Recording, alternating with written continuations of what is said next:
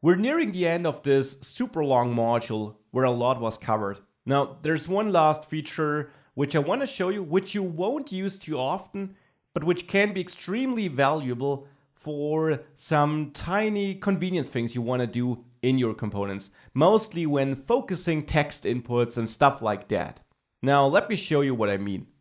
We do have a text input in person.js, and let's say we want to focus the text input of the first person here whenever it is rendered to the screen.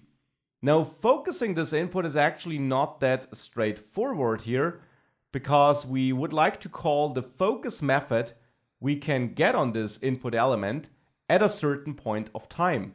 So for example, after a component did mount, or in this method to be precise, so that we know that it exists.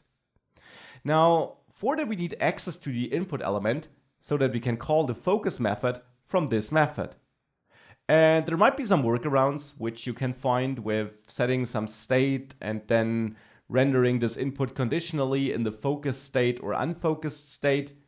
And actually, oftentimes you should try to use these workarounds, but especially for focusing, there's a quick and easy way which is perfectly fine to use: a reference. You can add a special property or attribute to input, which is called ref. Just like key, that's a special property known by React. Ref takes a dynamic input, which should be a function. So here I'll use an arrow function. And in this function, you set up a reference to this element. So as an input, you get access to this element. You can name this whatever you want, like INP for input.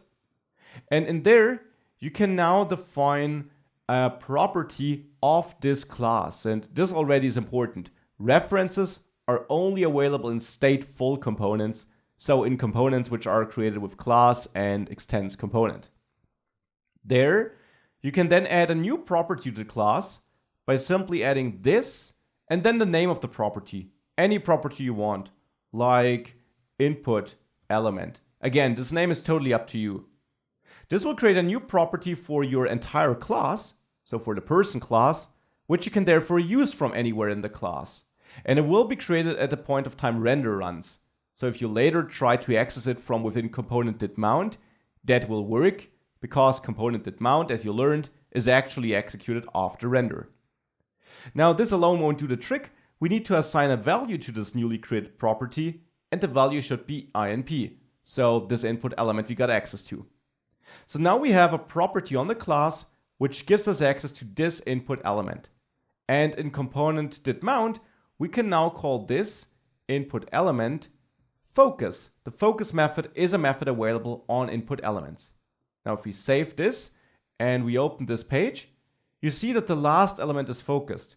The last one because focus is called for everyone, and therefore, since only one element can be focused at a time, it simply sticks to the last one which was rendered, the last one which called focus. Now if you wanted to make sure that the first element gets focused, you would need to pass the position, which you have in your persons.js file where you loop with the index. You would have to pass this as a prop, so that you maybe pass position, which in the end is just the index, and if position is 0, then you want to call this. And then in person.js, you would simply add a if statement where you check if this prop's position is equal to 0. So if this is the first element, then you want to call this focus method, otherwise you won't do anything. And now with that, if you click toggle, the first element will be focused.